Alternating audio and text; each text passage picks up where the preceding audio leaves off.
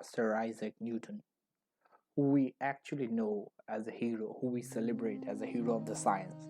But is that all to his story, or is there something more?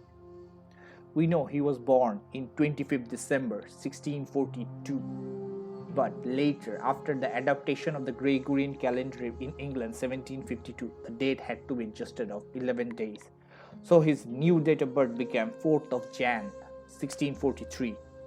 So let's talk about some inspirational factor about this guy, how this guy came to be or what set him to the path that he is right now.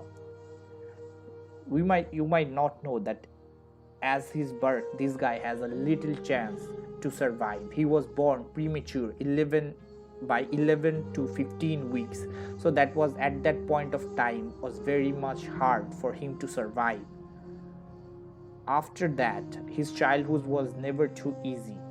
He had his father died before his birth. His mother married off when he was at 2 years old. Though Newton wasn't part of the marriage, he had to live with his grandmother, and that's the reason he hated his stepfather and even decided to burn down his house and threaten that as well. Till the age of 19, he kept a sin list where he wrote all the sins he did. Now this led to a very hard mentality of his. This is why this guy had to became a lot of short temper and aggressive man. So about his most productive year of his life, it was 1665 when Cambridge closed down due to plague. At this point of time, as he didn't have much of a distraction and he passed out from the university, he was able to concentrate all his devotion to science and came up with the theories of light and color, gravity, and many groundbreaking discoveries, which he then went back to Cambridge after the plague and got published all his paper. He was another astonishing fact about this guy, that he was a very much stutterer, just like Aristotle and Darwin and Whitson. So even after being stutterer, this guy had a very rough challenges ahead of him that he had to overcome. Now about the rivalries that we are not talked about that much or taught about that much in the colleges or in schools. In 1672, after his publishing of the paper on light and color, Hooke, who was a vocal critic from the Royal Society, he tried to criticize the things or the problems which was in Newton's theory. But Newton was a very short temper and an angry man, and he always thought that he was right, he was chosen by the god. So that is the reason this led to a very lifelong rivalry. And even after the death of Hooke, Newton continuously tried that this guy does not get the recognition that he deserved. In 1684, when a German scientist Leibniz established or published his papers on calculus, setting the path to a new discovery of mathematics, Newton actually claimed that time that it was his discovery 20 years before, which by the way didn't have any public record, and Newton claimed that Leibniz tried to steal it from him. Though some of the historians at this point of time, at this current, though give Leibniz and Newton, both of them, the credit that they deserve, but at that time in 1703, when Newton became the president of the Royal Society, what he did, he oversaw an investigation in this very particular matter and gave the ruling in favor of himself, declaring him the sole father of the calculus and shaming Leibniz for stealing his discovery. So this was the man, this was the characteristics of a man who always used his power to oppress the personals who always question him. Now even if in the current scenario he is celebrated as a rational being, but he had quite a big history of misusing of a power. He was a 2-time parliament member, but the only time he spoke in the parliament was to close the window. He did not give very much about how the people's thing, or the people can be more benefited. He was only a selfish person who devoted all his thought to pursuing what he liked. He was a heavily political man and tried to stomp his rival even after when they were dead. Now, here's another astonishing fact about Sir Isaac Newton. When he was the master of the Royal Mint, he executed dozens of counterfeiters at that point of time. Even as a lecturer of a Cambridge, he was very much bad at giving lectures, and students did not attend his lectures that much. And even if he was not interested to give lectures to the students, the only interest he had was to do his research and try to be more famous in the society.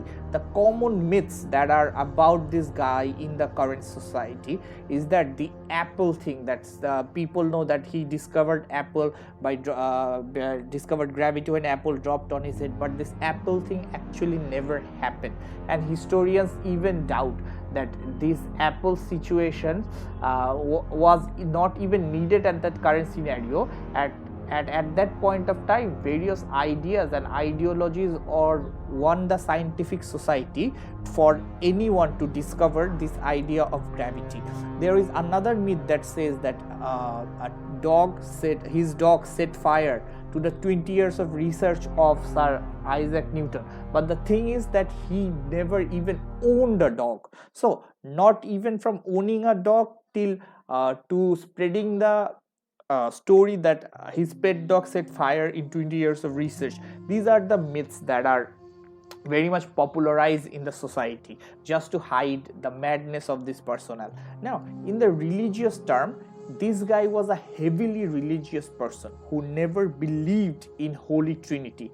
He believed that he was chosen by God to interpret the words of the Bible to the commoners. He also said that it is year 2060 when the world is going to be destroyed. Even there is another astonishing fact about Isaac Newton's life. This guy was he was a very much interested in the alchemy, and he was an alchemist, which was actually the world didn't know about this secret life of Isaac Newton until his things were auctioned off, and an economist, John Maynard, bought all this, and actually the papers which was unfit to publish came out to light. There Isaac Newton believed he had discovered philosopher's stone to convert lead to gold, to find elixir for immortality. Even in current investigation, scientists believe that this guy at that point of time was very much interested in pseudoscience, and he actually devoted maximum amount of his life in pursuit of pseudoscience.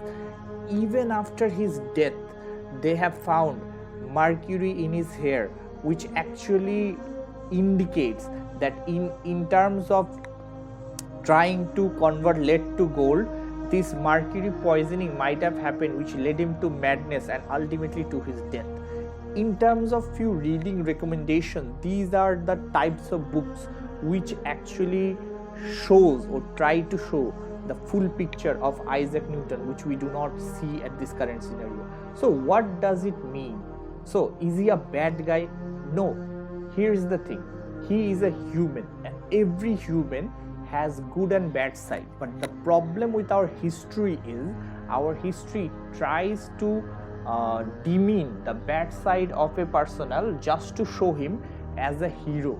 But as a coin has both sides, every human being has both sides. Every human being has two sides of his story, and his bad side as well as his good side deserves to be celebrated, as we can learn from the bad things that personnel do and also take inspiration from the good things that person has done. So does this mean he is a good guy? And here's the thing, even a person, despite of his good and bad aspects of his life, the person gives contribution to the society. The person comes from a broken family, broken society, still gives hope to millions of people, still gives hopes to personnels who actually are lagging behind. So these are the things that guy offers. So even if these Sir Isaac Newton, having both good and bad side, why the history of the world only celebrates the good side of him? This is because the world needs hero in order to transit, or in order for the transition period to take the world or humanity to the next level. We believe in the narrative that a good person is 100% good. That's why we suppress the history, the whole history of Christopher Columbus. That's why we suppress the whole history of Mother Teresa. We only show the good side of these personnels, but these guys, as normal human beings, has a dark past which is oppressed or suppressed by the world in order to show them a clean sheet hero. So, what is the main target or goal of my lecture? It is not to show that it is not to start a controversy theory. It is not to show that everyone is bad. It is not to show that the world is hopeless, but rather to show you that every story has different parts, and as a human being, it is our right to know all the parts of the story, and it is not justified for the history only to see them for the white things they have done, as the world or a human being is just not black and white.